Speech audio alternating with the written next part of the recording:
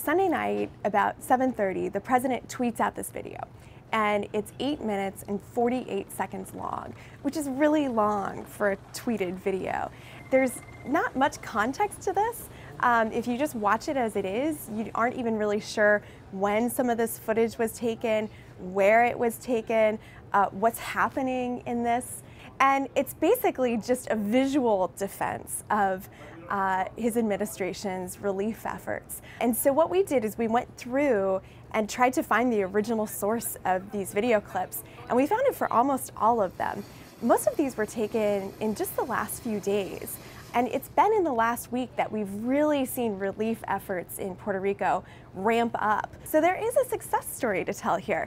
There are things happening on the ground, but it's been very recently. The message that's been coming out of the White House is that everything's fine in Puerto Rico. The federal response has been anything but slow. In fact, there's been an unprecedented push through of billions of dollars in federal assistance. It is really a good news story. So this video shows you just a little tiny window into what's happening in some parts of Puerto Rico. It sends the message to those back on the mainland that things are fine, that maybe they don't need to keep making donations. As a communications signal officer in the United States Army for 28 years, this is the worst I've ever seen. Un desastre.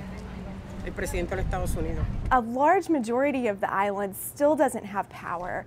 The parts of the island that do have power, it's not reliable, it goes in and out.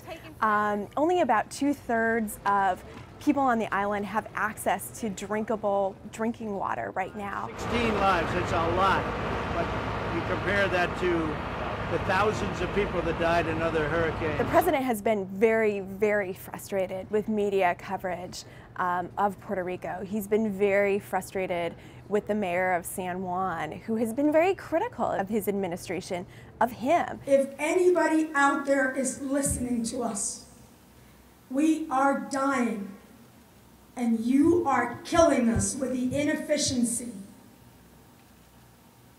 and the bureaucracy. The government needs to be held accountable. Puerto Ricans are American citizens.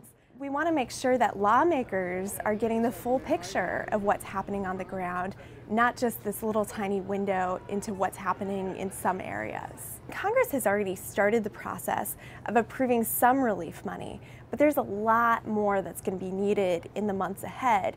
And people in Puerto Rico are hoping that they will be treated just as Texans are, just as Floridians are, that they will get enough funding for the great, great damage that's happened to their island.